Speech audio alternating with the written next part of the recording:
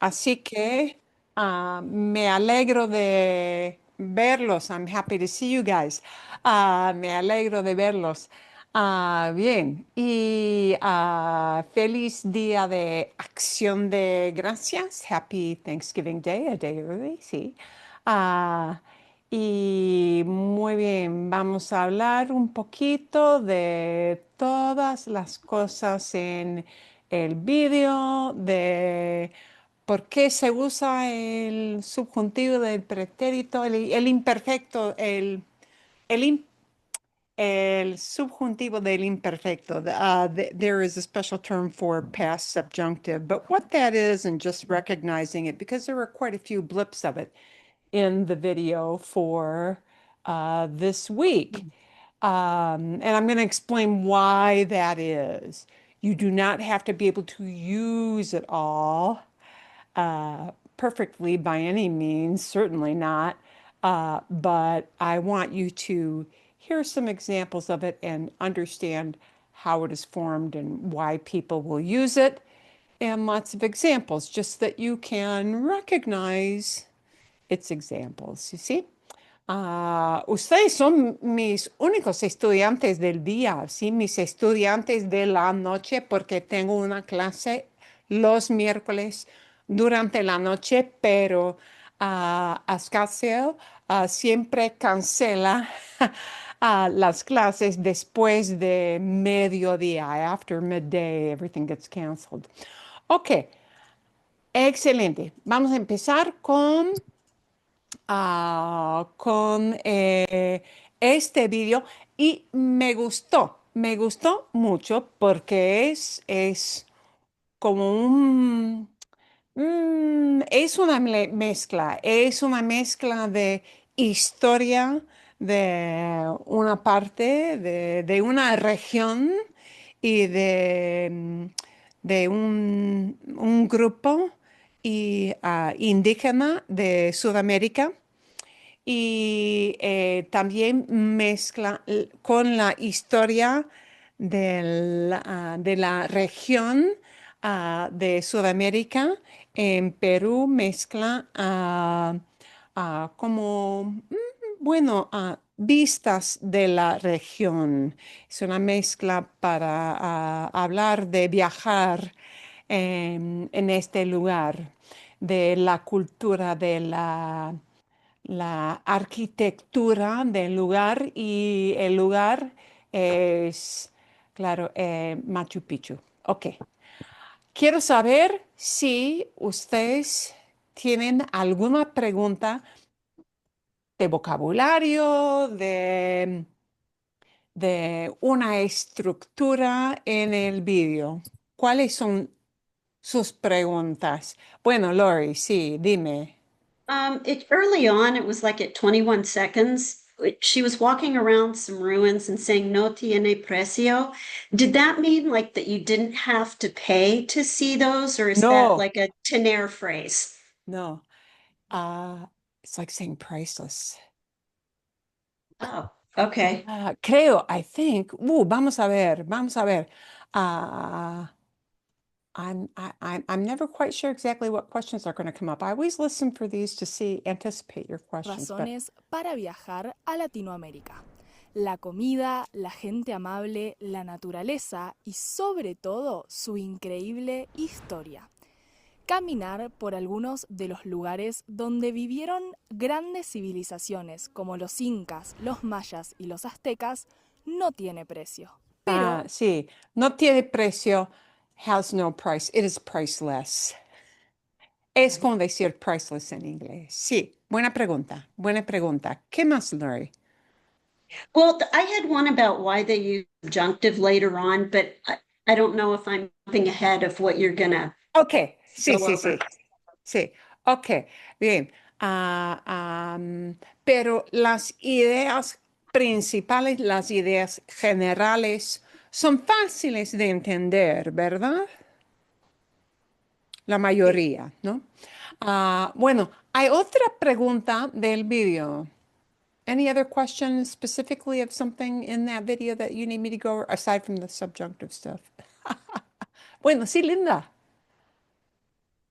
Um, this was probably just me, but she was talking about how advanced they were and how they could grow food in the mountains. And then she said they had, I believe, a written language and something to do with ropes and knots in construction. Sí, sí, sí, sí, sí. Could you kind of clarify that? Ok, sí. Bien. It was around 3:30-ish. Gracias. Ok. Y esto de, ok, busco el lugar exacto donde ella empieza a hablar y explicar la civilización de los incas, ¿sí? Los incas. Ok. Y voy a narrar o explicar un poquito en inglés ah, esta parte. Sí, sí, es importante. La época. Okay. They had a very developed society with advanced technology for the age and also for the materials they had available to use.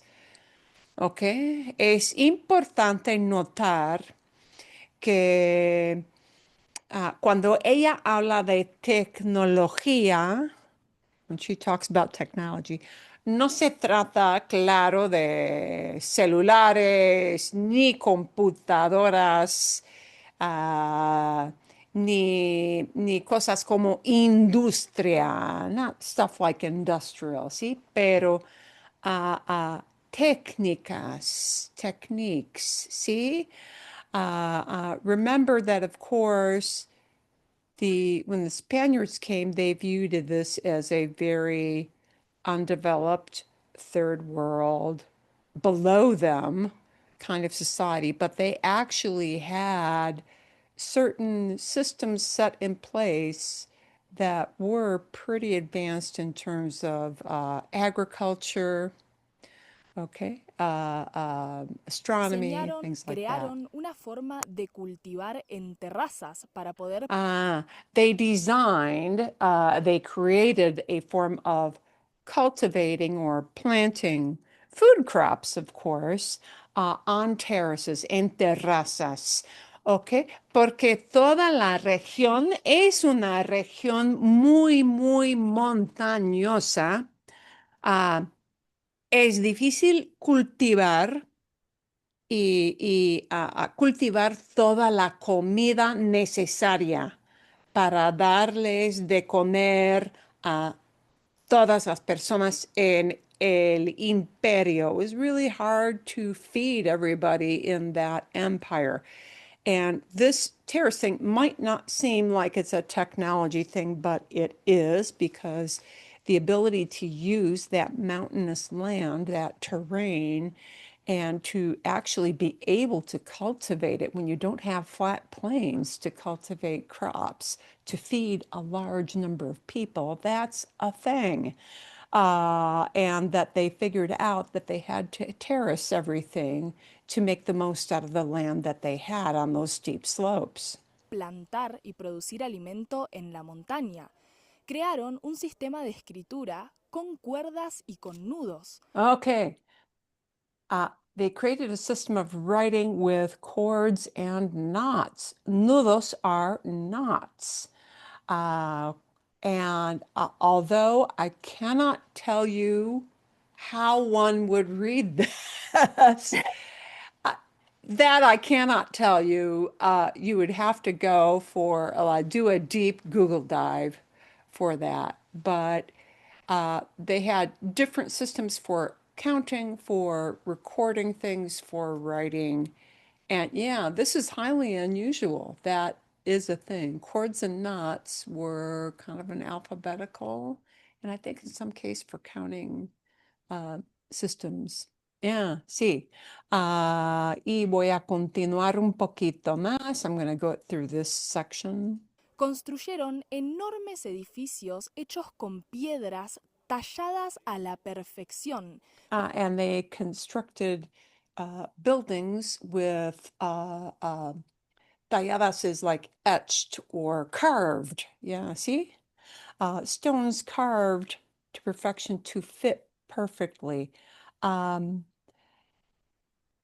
Side note, the reason that is interesting is that she talks about these stones being reused, repurposed for other stuff, which sounds almost like ecologically nice. However, you got to tear stuff down to reuse that, which is what they had done. Uh, uh, I would not say the Spaniards were unique in this, but they were disliked intensely for this, of course, by the native peoples. You know, who wants your stuff torn down?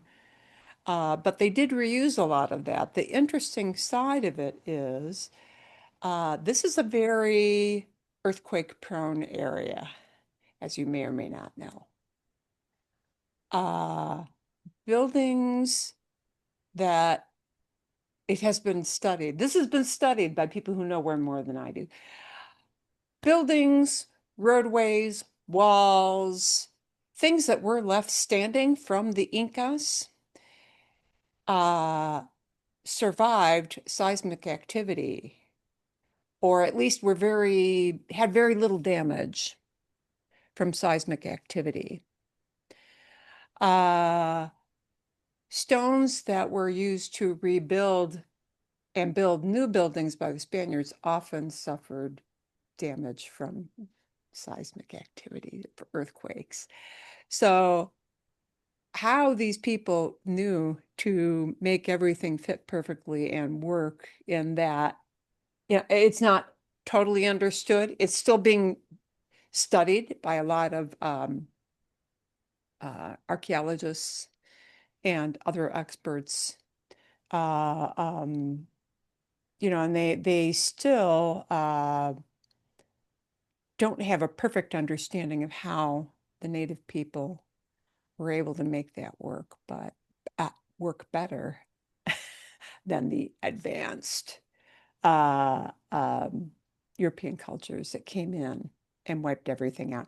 And that whole thing of like, let's build religious buildings and, other buildings too, administrative buildings with the materials that the indigenous people had was a thing. That was done earlier by the Spaniards when they took over lands that were in their Reconquista, when they reconquered their territory on the Iberian Peninsula in Spain itself. There was a lot of stuff that was a lot of Moorish architecture that had been half ripped down or completely ripped down to put up Christian churches in their place. And, we have partial remnants, and a lot of the partial remnants that are remaining are much nicer than some of the things that were built on top of them. It's a thing that conquerors do to conquered people. Ok, buena pregunta, Linda. ¿Algo más, Linda? Anything else, Linda? No, the only other thing that really struck me was when they came and they captured the emperor and he gave them all the gold and silver and they still executed him. I found this to be an extremely interesting video. Yeah, yeah. Yes, the bitterness with many indigenous tribes over the double dealing, backstabbing, literally backstabbing behavior was a thing. And frankly, the caste systems that were set up, amongst the conquered peoples. So, they were, and I say caste system because some people did intermarry with native people, but there were elaborate caste systems set up where you're up here if you have only if you're from Spain, you're slightly under that if you're a descendant of people from just people from Spain. You're under that if you're mestizo. But of course, the reality is that in most of Latin America, the majority of the population is largely mestizo, mixed. And it took a, incredibly long time for those caste system barriers to break down. And, there'll be some people who say, as we have certain backgrounds with our own country, that it isn't totally fixed yet, you know. And especially when you get to a place like Peru, there are some pockets or areas where there are just people who are descendants of purely indigenous folks. It depends on which regions of the country you go to, how isolated a village you get to. But it is resented, of course, in some of these languages, especially Quechua, do still survive to this day. They struggle to keep them alive, but they're still out there. So, yeah, it's very interesting from the mix of the history thing, from the cultural mix, from, what happened to those who were conquered versus those who are governing. And It, it yeah. was interesting that the some people who weren't with the Incas, other tribes would get with the Spaniards to go against because, they not everybody was an Inca, happy with Yeah, probably they had conquered people that and put them into submission. So that was kind of right. interesting too. This is the foibles of humankind. Um, that Inca Empire was, of course, a conglomeration of many, many individual tribal units. And some of those people, yes, resented being subjugated by the Inca ruling class. And of course, when you see something that you perceive as an opportunity to get back at your oppressors, you may ally yourself with you ally yourself with the enemy, and yeah, that was a thing. I don't know that you can really call it internal rot, but you can call it human nature. When one group is subjugated by another, they're going to tend to make allies where they can to try to regain some power. But of course, those folks did not really regain. Yeah, well, it's human nature. We humans we do strange things. Just Um, goes to show that people have been awful to each other throughout the centuries. yeah, yeah. Yeah, it's very, very interesting. Although Machu Picchu is interesting by the nature of the fact that was isolated enough, and of course, being in an area that is mountainous and has jungle and massive growth of vegetation, that once it was not being actively used as it had been, everything just grew over and it took a long time, an incredibly long time. Then people who lived in that area knew it was there, but it's sort of interesting that nobody really stayed, that it all overgrew, and it took several hundred years for it to be, rediscovered. Um, so, and in many ways, you have to. It's a chore to get there. It's not right next to a city, so you have to travel quite a bit and get tickets ahead of time, and you have to plan a lot to get in there. Bien, ok, muy bien. Ah, algo más, otra pregunta. Any other kind of little question about that? No? Bien, ok. Um, what we're going to do is we're going to momentarily leave this.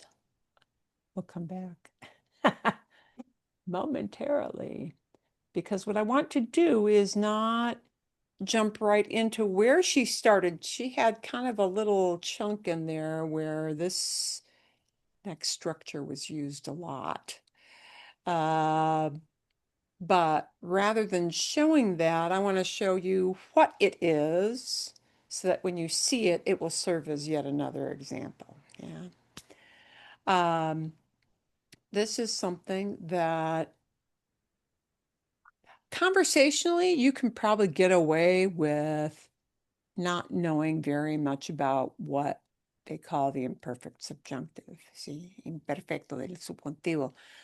But you will hear it, and in something like this, when you hear things that are travelogue oriented, when you hear things that are tours done in the native language, when you read, when you listen to movies, it is a structure you will hear.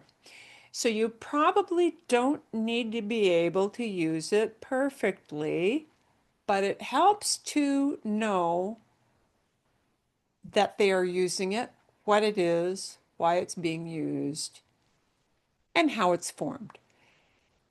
It generally is a structure that is a more advanced thing, but it's not even a double-edged sword. It's kind of a triple-edged sword, and you're going to see why. I'm going to show you a video that explains what it is, and then another video that'll show a lot of examples of how you may hear it. Okay?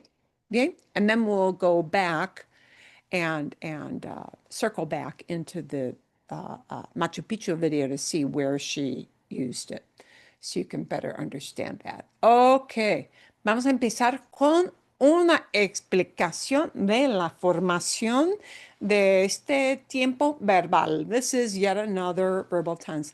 And this is one of the last verbal tenses that people learn, by the way, if they're in a formal lesson. There is Actually, my understanding is there is a future subjunctive. I am going to confess to you, I don't know how to use it. If I see it in writing, I recognize it, but it is so little used that they don't really, wow, I never even had a university course that used it ever. So we won't worry about that. But we are going to listen to past subjunctive because that you will hear a lot. It is not just a literary device, although you will see it a lot in reading. Okay. Student, you may think the past subjunctive mood is difficult, but today we're going to see just how simple it can be by conjugating it in just a few easy steps. We'll see when we should use it, and then we'll get into some examples. Hey everyone, and welcome to Anytime Espanol. I'm Jeff. Now remember that the subjunctive isn't a tense, but rather a mood. Okay, so that is important because it's important because it is part of that whole thing of I have to learn so many tenses with Spanish. Well, yes, or there exist so many of these tenses in Spanish, but it is a mood, and the moods in Spanish are indicative, meaning something is real. It's an actual reality happening kind of action versus subjunctive, which is not in and of the real world. Not something that expresses fact, but rather interpretations of fact, feelings about facts, desires and wishes about facts, or even negation of facts. That's the job of subjunctive, and it is called a mood rather than an actual tense. And then the next mood is imperative, which is just the command thing, okay? But subjunctive has both a present and a past form. So this mood that we call subjuntivo has a presente and it has a past. That means that when to use it is determined by situation, not by time frame. Now, if you're not familiar with the subjunctive mood, you can check out this video here to see how to conjugate in the present subjunctive mood. You already know that. And we also have various videos in the playlist to see when to use the subjunctive mood. Now, the easy part of this lesson is that all the reasons that we learn to use the subjunctive mood in the present actually also apply to the past. So the reasons we use subjunctive are the same. The reasons are the same. Okay? But this will also entail learning a different way of forming the tense itself. We just have to learn a new conjugation. So, There you go. how do we conjugate verbs into the imperfect subjunctive mood? The first step is to conjugate into the third person plural preterite tense. Now, Okay. Yikes. Mental gymnastics. So past subjunctive is actually an extremely consistent, it is, some will argue, the most consistent formation of a tense because AR, ER, and IR always use the same thing. You know, there's no separating out AR verbs from ER and IR verbs. There's no separating of ER verbs from IR verbs. They all use the same thing. The twist, the but in this formula is that you have to have a really good mastery of preterite tense to actually even just form past subjunctive.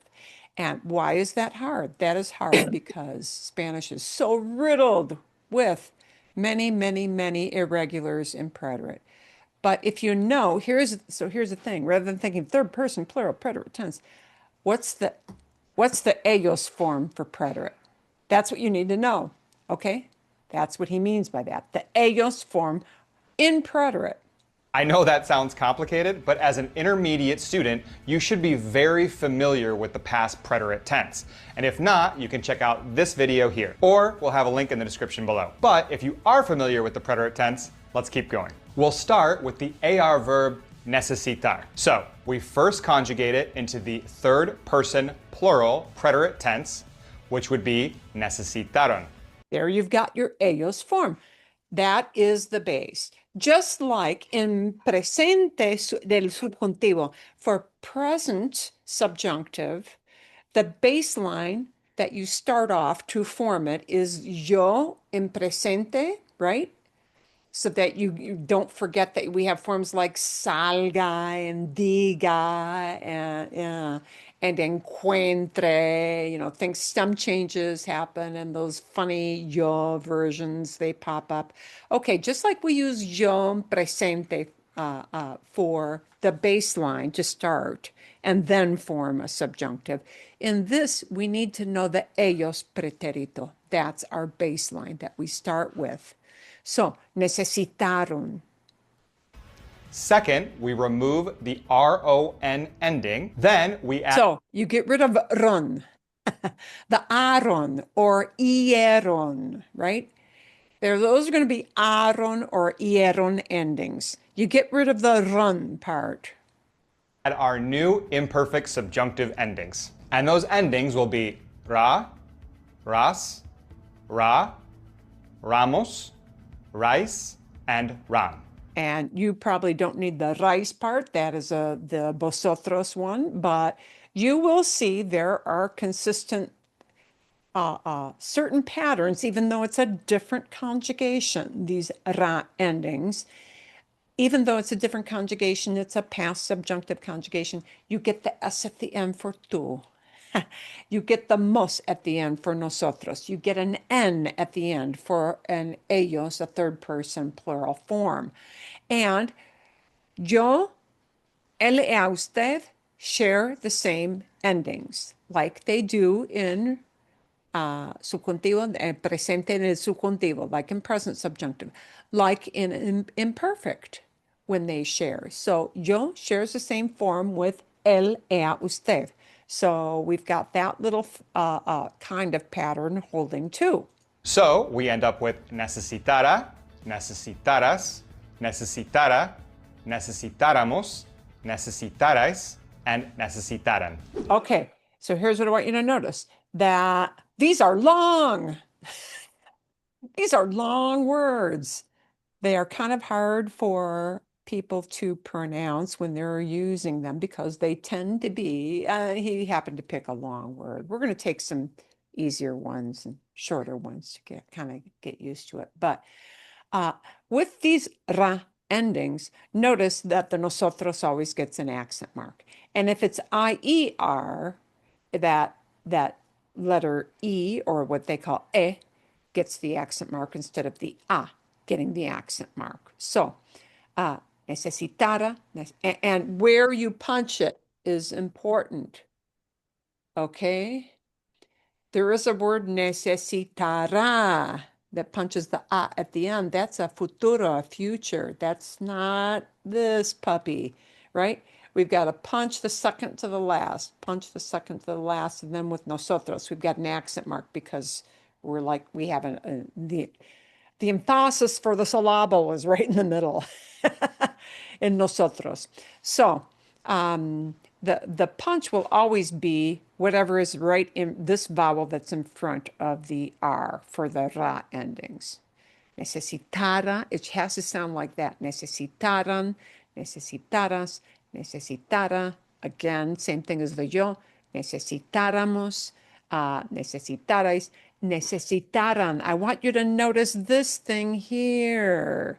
And Lori had picked up on this a couple of weeks ago. Notice this is only one vowel off from necesitaron. It's only one vowel off from that preterite word, the preterite form. And the thing is, the on at the end is switched out for an an at the end. So it does make a difference. Necesitaron is a preterite indicative. They needed versus necesitaran.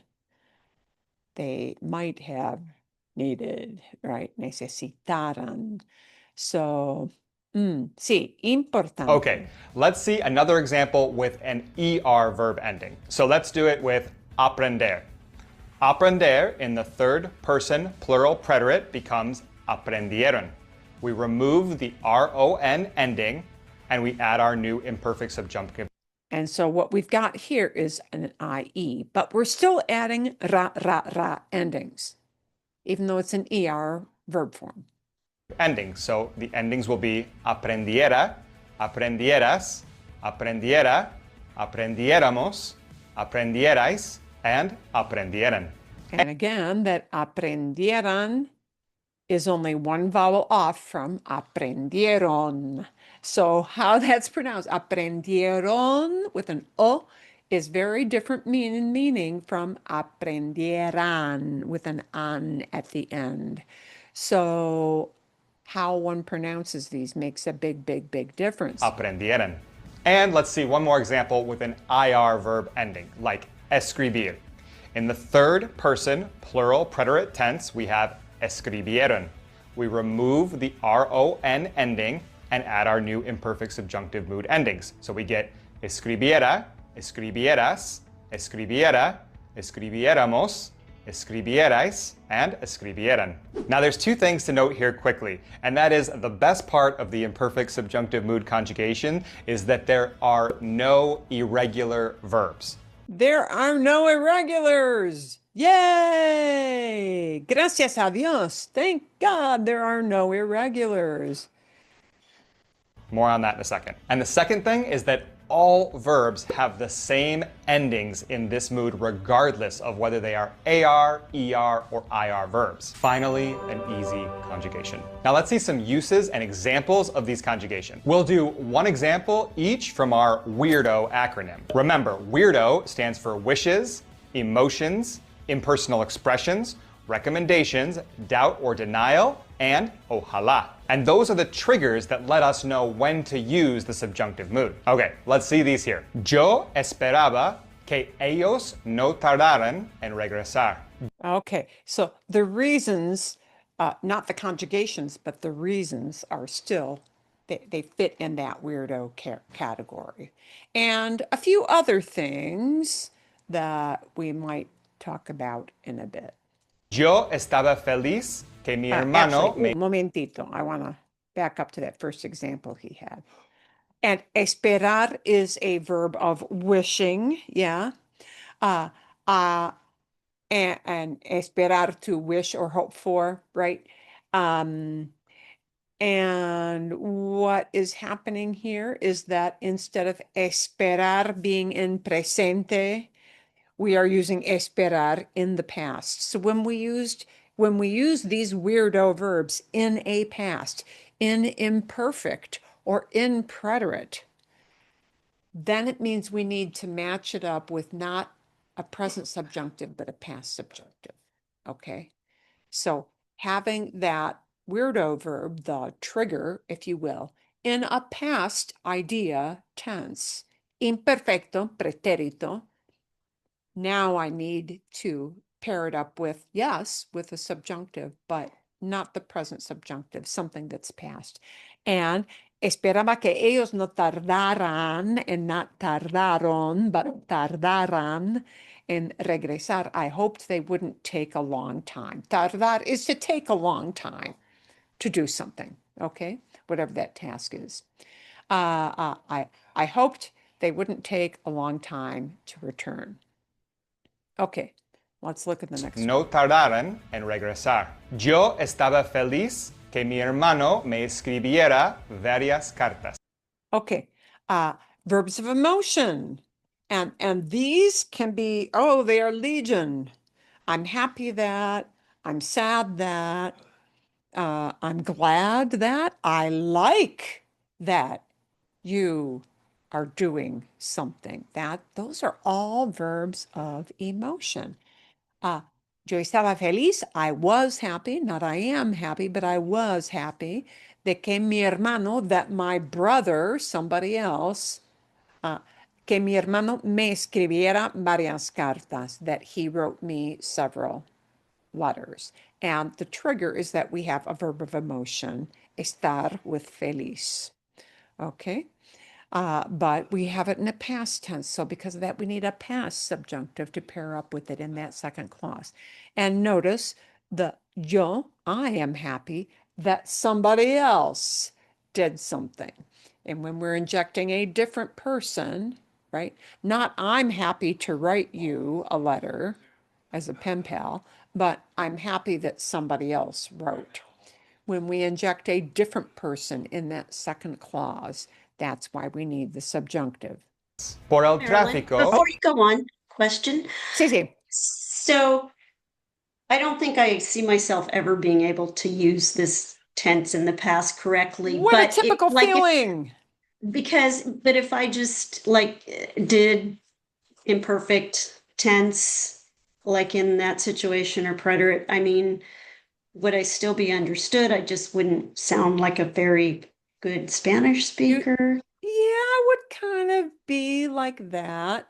Now, so what I'm going to say is this is something that people learn, oh, typically like in third or fourth year, well, ideally third year and towards the end of the school year, way at the end.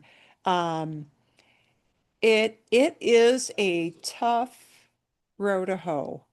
It is tough for English speakers. There are a lot of mental gymnastics. Your goal should be to recognize it and the reason they're using it. Should you be able to use it in speaking? For getting around on a vacation, probably not. But if you're going to read anything at a museum, you might encounter it. Newspapers, you might encounter. For sure, in movies that you watch, you'll encounter it. You'll hear it.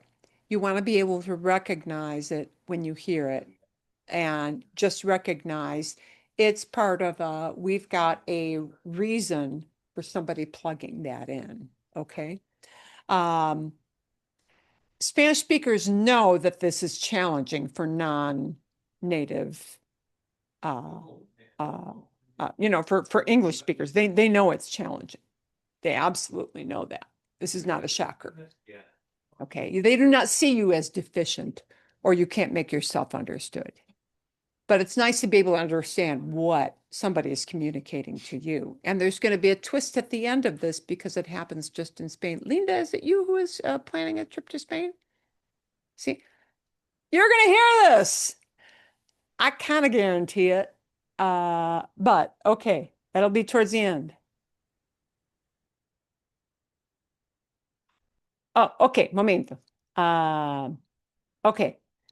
Por el tráfico, on account of, because of the traffic. It was impossible that, right? That I from weirdo is impersonal phrases. Phrases that start with es, but es when it's present. So when it's past, it's fue. Or it could be even era, right? Could be, right? So es imposible, es importante, ¿sí? It's important that somebody does something, not it's important for anybody to do it, right? But phrases like es imposible, es importante, es necesario, es interesante, right? Things like that. So here we've got a fue imposible. It was impossible. It was impossible for them to, and look at what happens in English. It was impossible for them to come see us because becomes fue imposible que, that que is a big deal. And now I inject a human being, ellos, a group, that they could come see us. Ellos Are we supposed to pudieran. be, are we supposed to be seeing the video now? Oh, Because we're perdón. not, we're seeing you. Ay, lo siento. Boom. Mejor. Por el tráfico, fue imposible que ellos pudieran venir a vernos. That's long. Yeah, you're never going to just hear that and pick up on it. Lo siento. Sorry. Por el tráfico. On account of the traffic, it was impossible for them to come see us.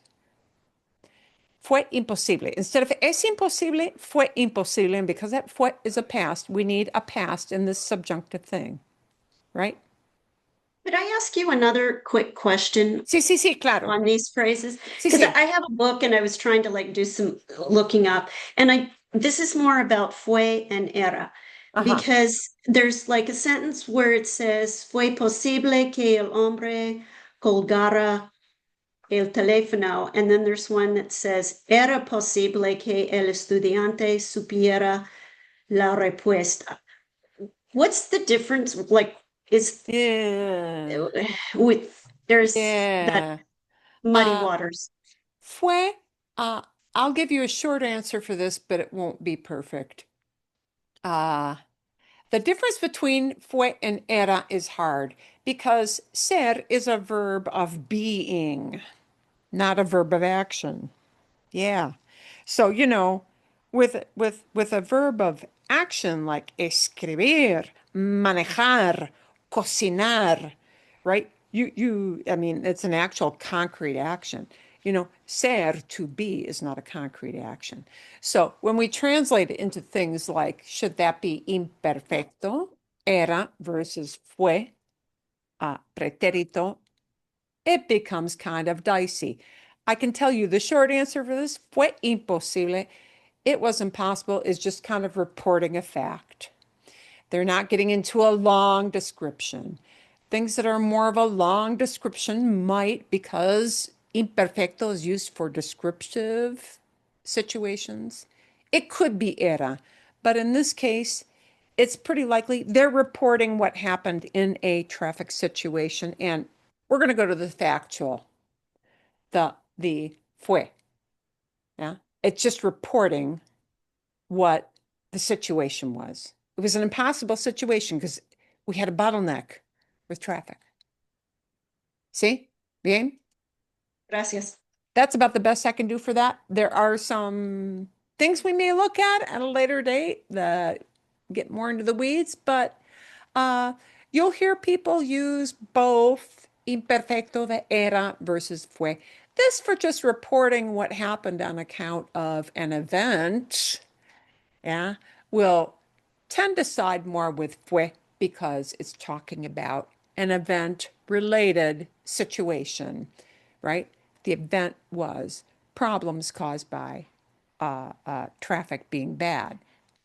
Okay, so they'll lean towards that reporting event driven pretérito more than era. Okay, there we go. So Pudieran venir a vernos. Ellos nos recomendaron que hiciéramos una reserva. okay, and here we've got a verb of recommending. Recomendar. If recomendar is in presente, I will recommend that somebody do something. Then I need that somebody doing something being in presente del subjuntivo, present subjunctive, okay? But because recomendaron here is a past conjugation rather than presente, recomendaron on pretérito, because it's in preterite, I need to match it up with a past subjunctive. And look at how weird that hiciéramos thing is. Oh, good Lord. Ellos nos recomendaron que hiciéramos una reserva. They recommended that we make a reservation. That hiciéramos comes from hicieron. Hicieron is the very irregular preterite of hacer.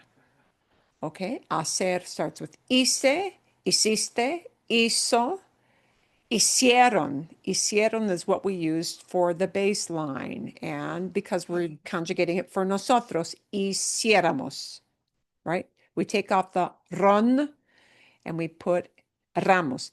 Hiciéramos. Hiciéramos. They recommended that we make a reservation. Tú dudabas que él comprendiera las instrucciones. Here's an example of a verb of doubt. These are the triggers.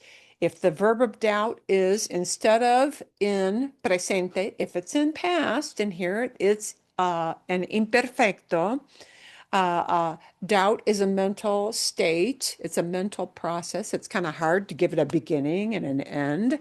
So they've got imperfecto with dudabas. Dudabas que él comprendiera. You doubted that he understood the instructions. We need to match up a past conjugation of dudar, in this case dudaba, with a past subjunctive for that next clause, comprendiera, comprendiera. Ojalá estuviéramos juntos esta Navidad. And here is our ojalá, which is wonderful. Ojalá, ojalá may or may not use que. Here he did not use que. I tend to use que, but a lot of people will drop the word que. You can do either one. It's perfectly all right. Ojalá estuviéramos juntos. It could also be phrased as ojalá que estuviéramos juntos esta Navidad. Yeah. I wish we were together. Not I wish we might be with presente, but I wish we were. A past were idea, right? That has to be the past subjunctive. So you might hear ojalá with a presente, but if we're putting that hopefully or I wish idea into the past, we need a past subjunctive verb for that. Estuviéramos is based on estuvieron. Wow. Okay.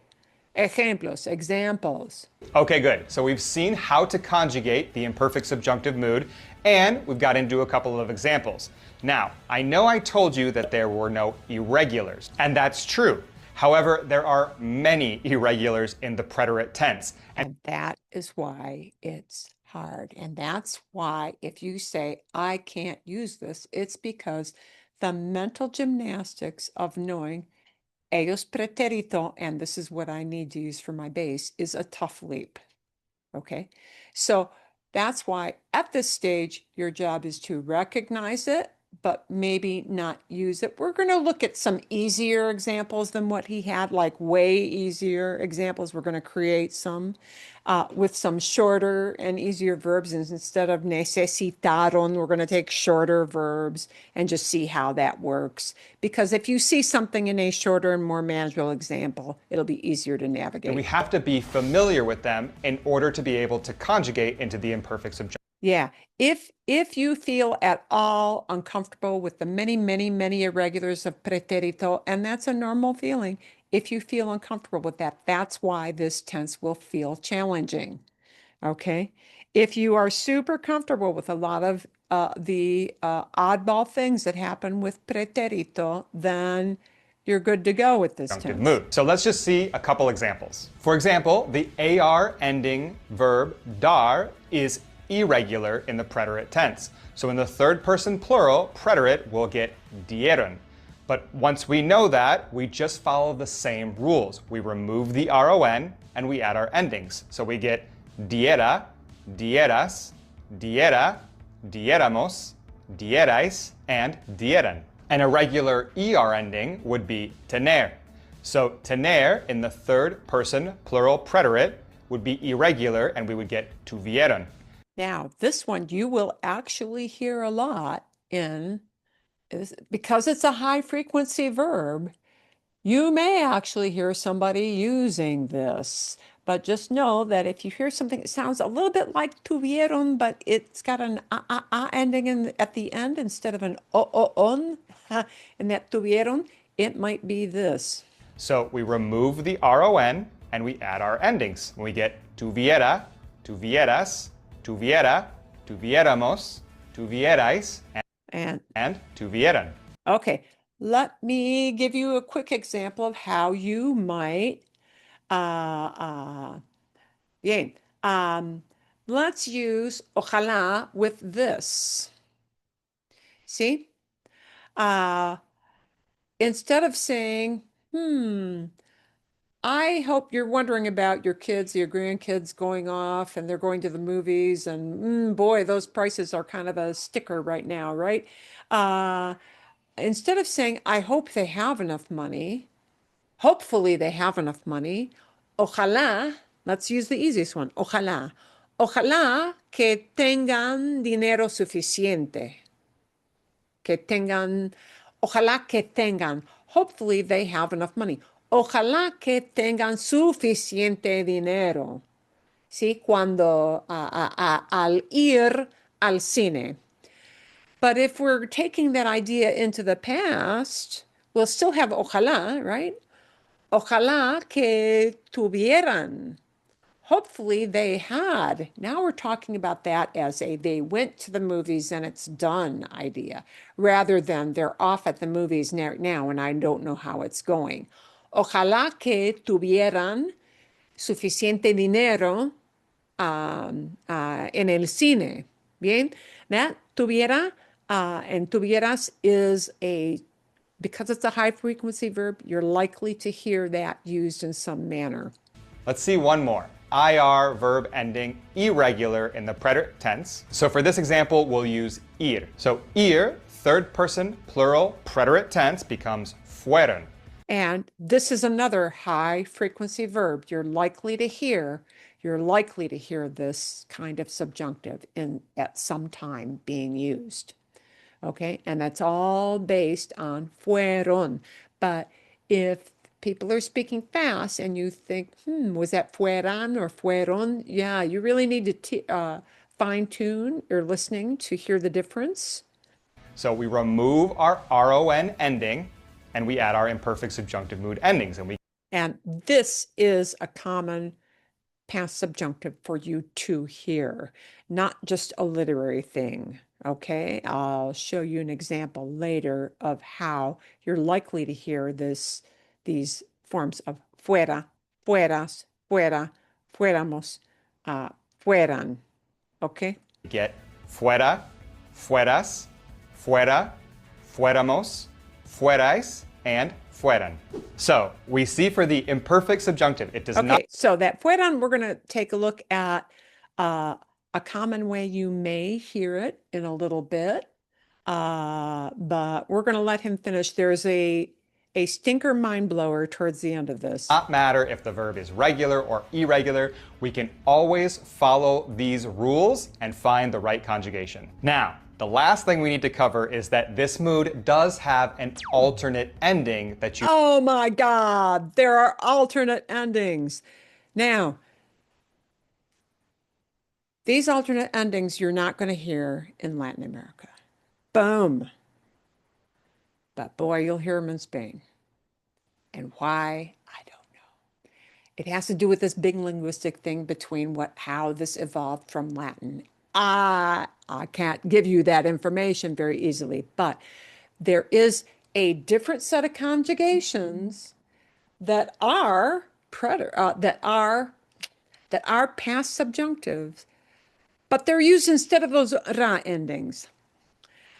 You may hear them in Spain, actually in conversation. I hear Spaniards kind of throw these out more frequently.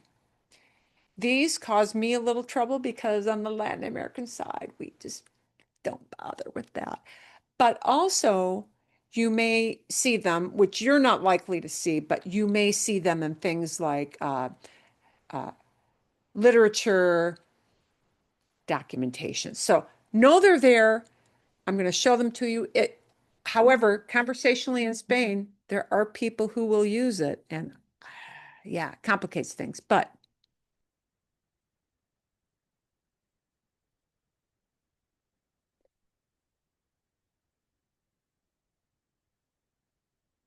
so yeah, you may see them in movies. It's more of a Spain thing. Instead of ra endings, they're se endings. Are we supposed to be seeing the video Oh, now? perdón, sorry. I came back so I could see everybody. Here they are. Here are the alternates. Instead of ra endings, they're se. Now he's going to show you some examples. From Spain. But that's just my personal experience. These endings can be used anywhere and mean exactly the same thing as our previous endings. Now, you don't have to worry too much because we conjugate them the exact same way. We follow the same rules, only the endings will change. So let's just see one example using llamar. Llamar in the third person plural preterite will be llamaran. We remove the ron ending, but then we add these new alternate endings. So we get llamase, llamases, llamase, llamásemos, llamases, and llamasen. Okay. If you're going to Spain, you'll hear people using that even conversationally. Elsewhere, you're only going to see that. You won't hear it. You won't hear it. Those say endings you will not hear really in Latin America. Could be in writing. Are you reading literature for research? Of course you're not. So yeah, it's like, know that it's there, but we're not even going to practice any of those because you don't really need to know it. Okay, a ver, let's take a look. Ooh.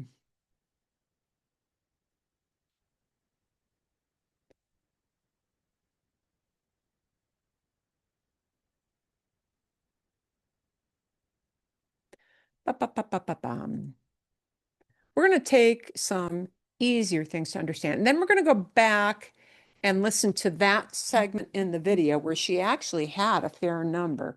Now, you'll notice in the video where she used them, she was giving like a long history and cultural lesson. So that's kind of why she had more of a need to use past subjunctive. But el imperfecto del subjuntivo.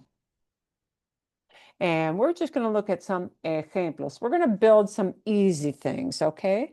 And these are going to be easy examples. And if you say, I can't do this, you're going to see that actually you can, but we're going to do this mainly to recognize. We're going to take short verbs. We're going to take short verbs. We're going to take tomar as our first example. Yay. Es más fácil, easier, yeah? ¿Sí? Bien. Voy a engrandecer esto. Okay, I'm going to make this bigger so you can see it. Okay, so just like we started with yo in presente to form subjunctive, we're going to start with a form to get to past subjunctive, but it won't be yo. It'll be tomaron, tomaron. And we're going to have to get rid of this run thing. This run thing is what has got to go bye-bye, right? So tomaron is going to become tomara, tomáramos. It gets an accent mark. The nosotros ones I'll do. Tomaras. Tomara, same thing as yo, same form, and tomaran. Okay, bien? And remember, there are no irregulars in past subjunctive.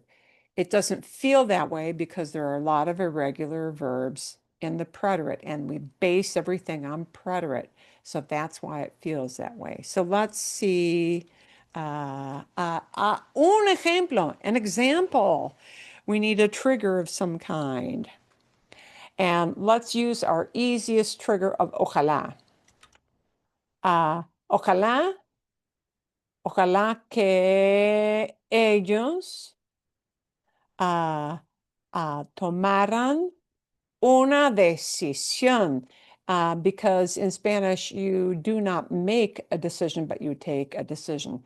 Ojalá que ellos tomaran una decisión. Hopefully, they made a decision. Not hopefully they will make a decision, but hopefully they went and figured it out and they decided already. Ojalá que ellos tomaran una decisión. Bien? Tomar. Nice short verb. Ok. Bien. Otro ejemplo. Algo corto, something short, so that you can actually feel like I can form this. Comer. Yay. We're going to take an ER verb. Remember, ER, IR, AR doesn't matter. Everything uses the same endings. So we have to know that we start with comieron. Okay. And once you know that you start with comieron, we know that this part here is what we have to get rid of, the run. And it's going to be ra endings.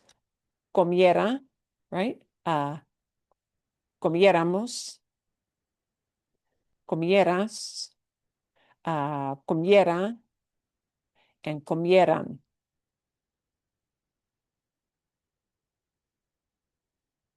Okay. Bien. Okay. Un ejemplo. We need a trigger. We need a trigger. And we need a trigger with a past idea. So we're going to take this trigger. It's going to be, instead of espero, it's going to be, oh, let's make it abuela. This is something a grandma always does. Abuelita, granny, esperaba que todos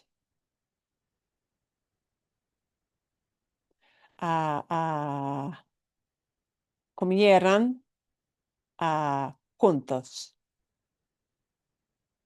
She hoped that everybody ate together. She hoped that everybody was going to eat together, that they ate together. Abuelita esperaba que, and now we've got a different person that we're talking about, and it's just todos, everybody. Todos comieran juntos. Bien? Vale? So far, so good? Shorties? Shorties. Okay. Vale, bien. Let's take a look at where. Before you move on, Sí, could, sí. could you do an example with hubiera? Because when I read, I see that a lot. Or is that too mucky? Yeah, if you do a lot of Never reading, mind. you'll see the hubiera. All right. That's kind of an elephant in the room, but let's take a look at that. Okay. Momentito. I'm Voy a reading a crear romance espacio. novel now that is like, I swear, Yeah. half the verbs are subjunctive. So why would Yes. you want this? This haber thing is what we use for there is, there are, right? And you might be used for that, right? It's used for this verb haber, and you will hear this in past subjunctive. Yeah. It's used for the there is, there are, existence idea. Okay. And it's also used in, it has a different purpose. The other purpose is to use in compound tenses. Okay.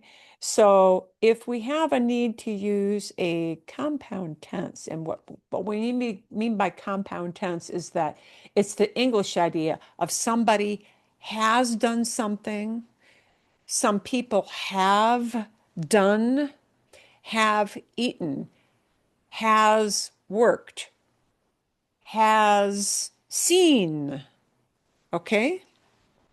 And it might be that past compound tense, which instead of has seen, it becomes had seen, had seen. That's what we mean by compound tenses. So do know that haber has two jobs. And one is to talk about existence. Something is just out there, or a bunch of things are just out there. And the other job it has is to work with as a compound tense. It has to work with a second verb, an ado or an either kind of verb. But the cut to the chase is that we need to know, which is this is weird. This is the form you need to start with. That's why you're hearing that word, Lori. Hubieron is the word they start with to get to the one you have heard, read, seen. This would be likely, you might hear this in movie kind of settings. So, hubiera, hubiera, hubiéramos, hubieras, hubiera, and hubieran.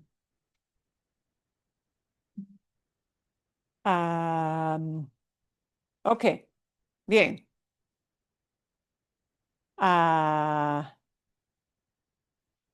Okay. Let's look at an existence example.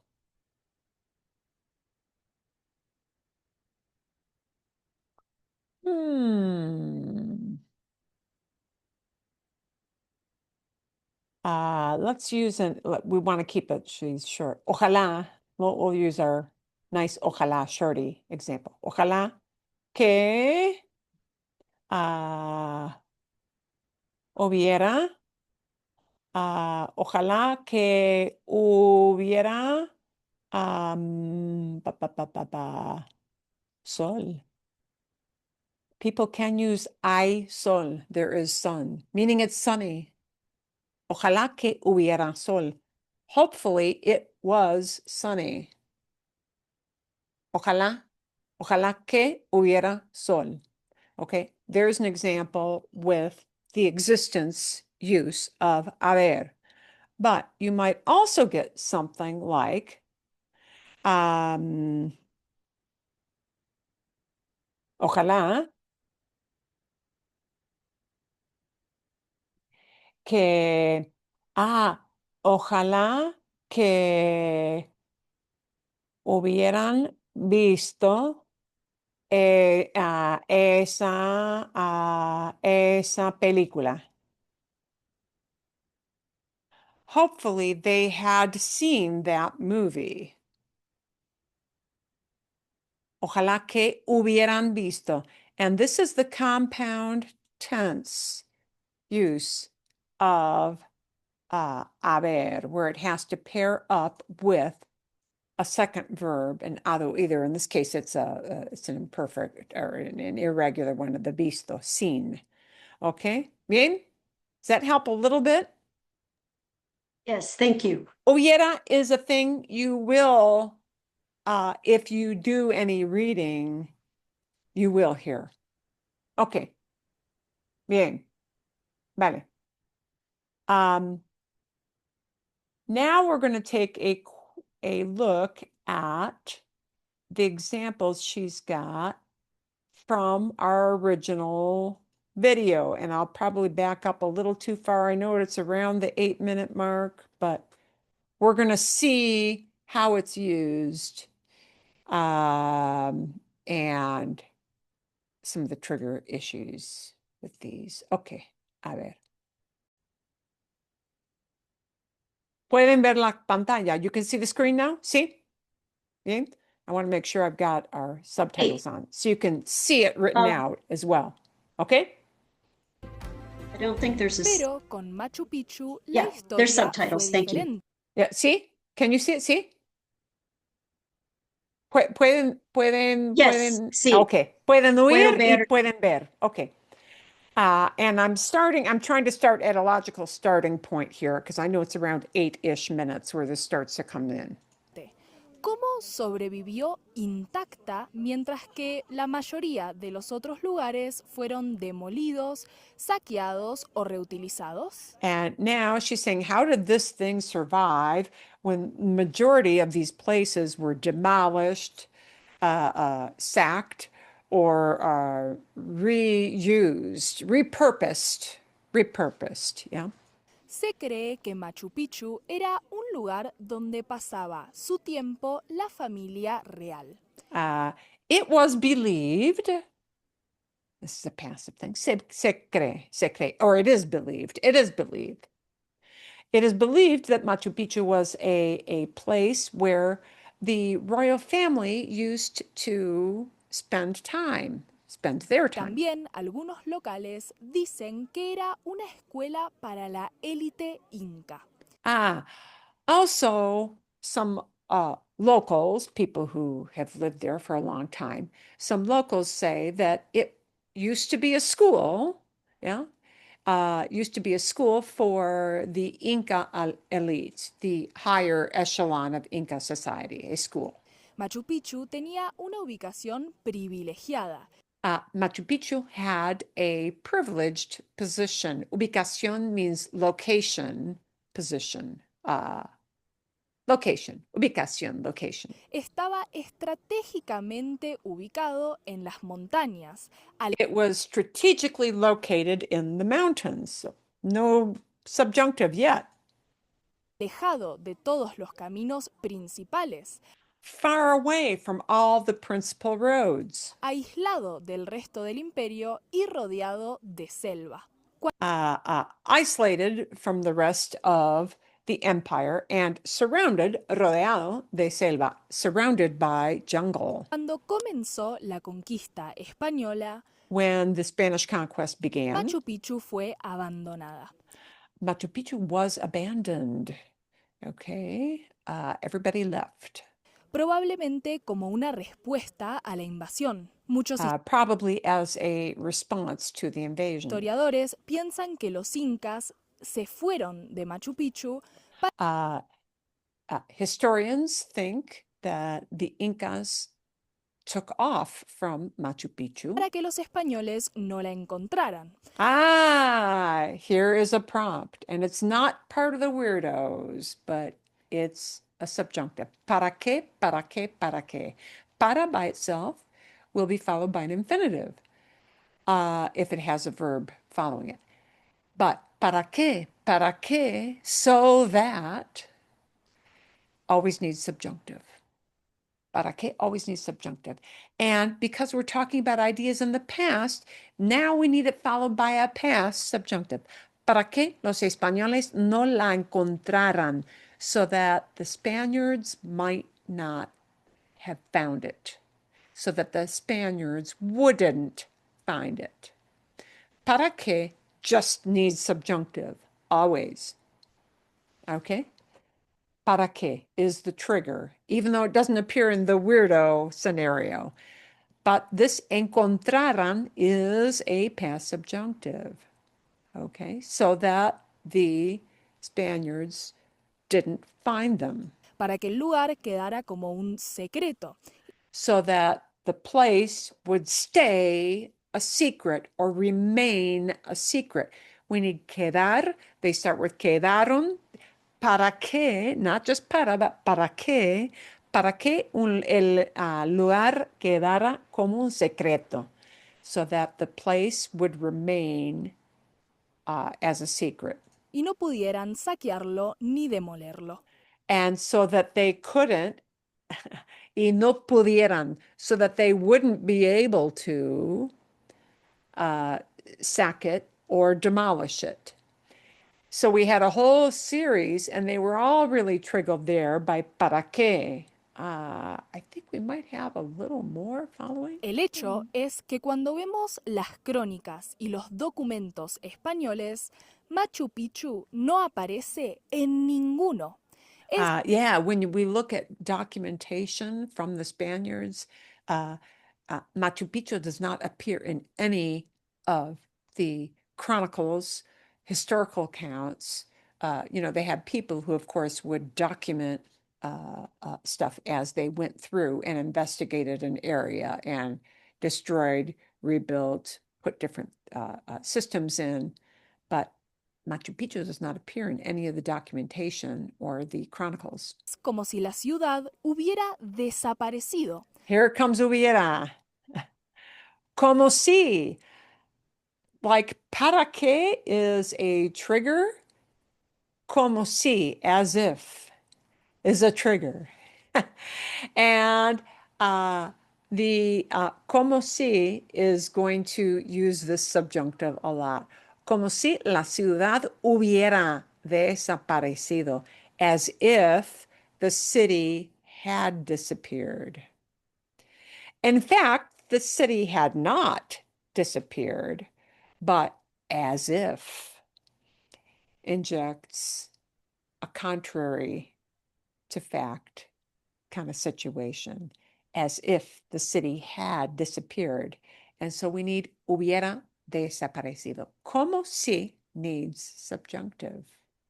As if. Como si hubiera dejado de existir. Pero Como si hubiera dejado de existir.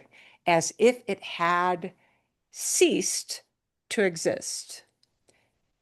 As if it had stopped. Dejar is to stop something. Well, dejar can mean, they have many meanings, but in this context, as if it had stopped or it had ceased to exist. Machu Picchu nunca dejó de existir. But Machu Picchu never stopped existing. Seguía estando allí. Y con el It continued being here paso de los años y with the después passage of de los years, siglos, las and after centuries, plantas lentamente fueron cubriendo los edificios. and the plants slowly were covering the buildings up. Okay, and that's a factual thing. There's no prompt for subjunctive there. Escondiéndolos y protegiéndolos, Yeah. logrando Hiding them and protecting them. que llegaran prácticamente Succeeding that they might be, intactos hasta la actualidad. that they might, I know, llegar is to arrive, but that they might remain intact. Yeah. Llegaron. Sí. So why is llegaron subjunctive? Yeah, Because yeah. they did remain intact. Logrando que llegaran prácticamente intactos Yeah. Interesting. Yeah. They succeeded that they might remain. Ay, wow. Interesante. I'm not sure I can explain hasta la that to you. actualidad. That's not a trigger. Oh, momento. I might need to go before. Hang on. Oh, Fueron cubriendo los edificios, escondiéndolos y protegiéndolos, logrando que llegaran prácticamente intactos hasta la actualidad. okay. Yeah, okay. In English, we might say that they might be. This idea of might be. But you don't have a nice trigger in there like you have with the weirdo triggers or the como si or the para qué triggers. So there was actually a lot of that buried in. I'm not sure if that's the end of that one or not. There was my question was at 9:40 they used abandonaron. Yes. And I wondered why it was subjunctive there. Let's guardando uno de los secretos más grandes de la historia. keeping one of the Pero biggest secrets in history. claramente el secreto salió a la luz. But clearly the secret came out in the light. Porque si no, no estaríamos haciendo este Because if not, we wouldn't be making this video. Así que, ¿cómo y cuándo se redescubrió Machu Picchu? How was it rediscovered? Casi 400 años después de que los incas abandonaran Machu Picchu. Ajá. Después de qué? That's why. Instead of just después de, with an infinitive, right? Como por ejemplo, hacemos o paseamos después de comer. Después de comer, after eating. But when we got a después de qué, and when we put in a group of people or a new subject there, that is a really advanced trigger that a lot of people don't learn until quite late in Spanish. Después de que los incas abandonaran, after they had abandoned, but we don't know exactly when. En Después de que, with a group, needs subjunctive in this case. 1911, el estadounidense Hiram Bingham hizo una expedición a Sudamérica con el objetivo de recorrer, de conocer antiguas ciudades incas que estaban mencionadas en las crónicas de los españoles. Okay, and I think there, don't think we've got any subjunctive after that point. Creo que no. Okay, bien.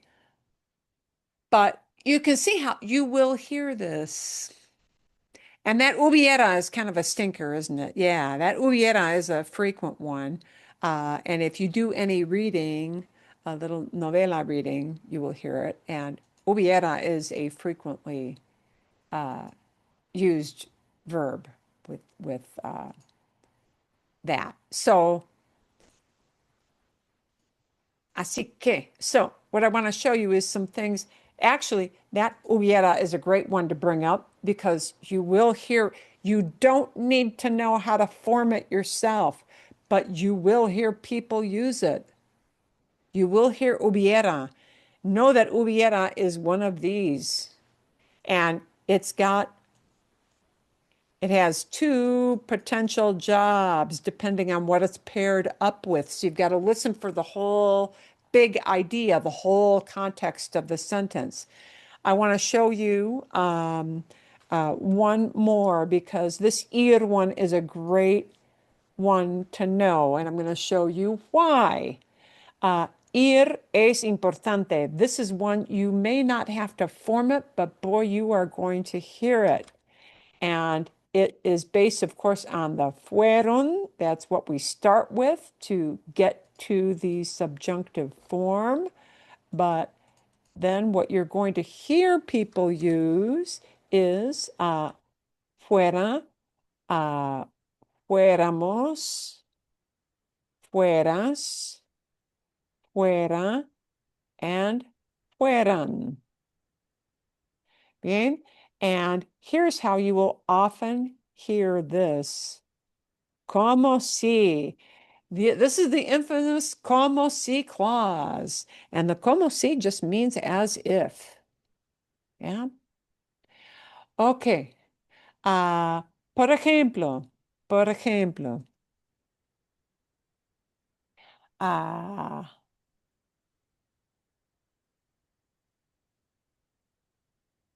José actúa como si fuera rey. Joe acts as if he were a king. And actually, it doesn't really matter what tense this part is in. Como si, as if, is always going to take a past subjunctive. This como si clause, oh, why do I have it como? Como si. The como si clause always uses a past. It's the as if idea. Yeah? Como si fuera. Another way you're likely to hear fuera is this kind of idea. Si yo fuera tú. If I were you, if I were you, yeah. And then it's going to be paired up with some. Now, you don't need to be able to construct this, but you need to know what somebody means when they say this to you. Si yo fuera tú, if I were you.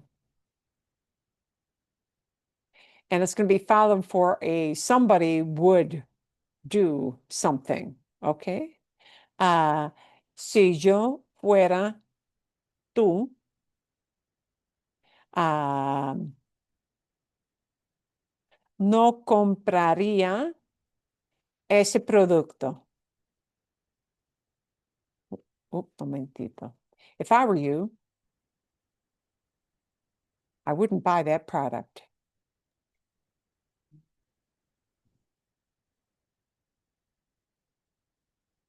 Okay. So this just phrase, if I were you kind of phrase, is something you will conversationally, even though this past subjunctive isn't something you need to be able to form. If I were you, somebody's giving you advice. Yeah. So then after you say if I were you, is it the conditional Then tense it's a then that always conditional. comes after? Right. Yeah.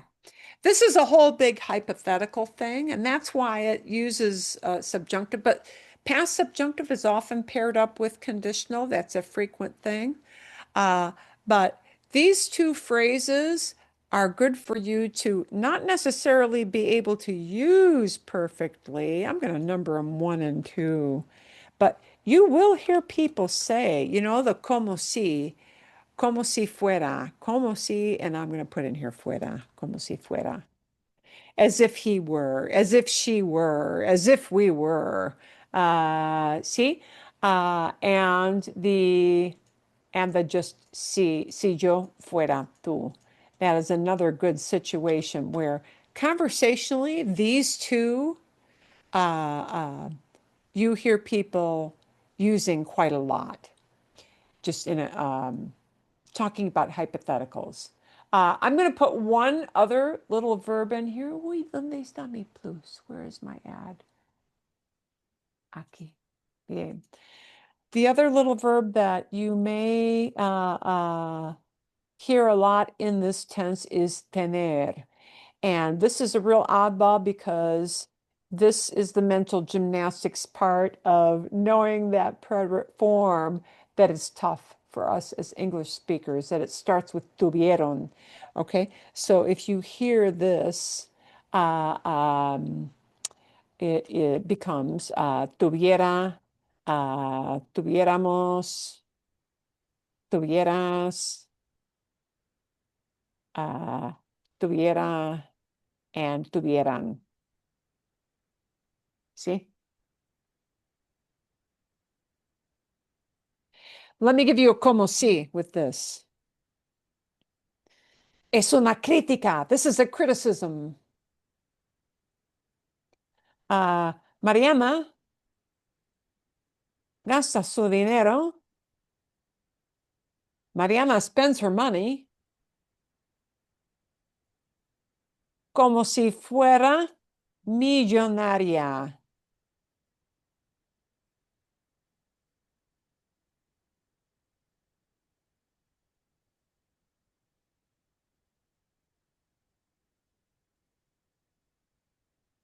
¿Cómo se escribe? Millionaire? Is that with A-I-R? No, it isn't.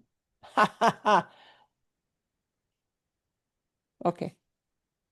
Uy, ¿cómo se escribe? I have to look up how you spell that. ¿Cómo se escribe en inglés? ¿Cómo se deletra? How do you spell that? No sé. She spends her money as if she were. As if she were. The fact is, she isn't a millionaire. Yeah. Como si uses these. That como si fuera is a lot. Or si como tuviera. I should have put a tener, perdón. The whole point of that was to do a tener. So, si tuviera,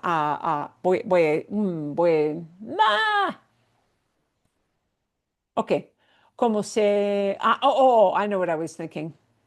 I had a massive brain fart there. Como si tuviera una fortuna. Yeah, I wanted to use as if she had a fortune. Sí, yeah. The whole point was to use tener, perdón. Bien. Como si tuviera, as if she had a fortune. In fact, she doesn't have a fortune. Why is she spending all that money? Okay.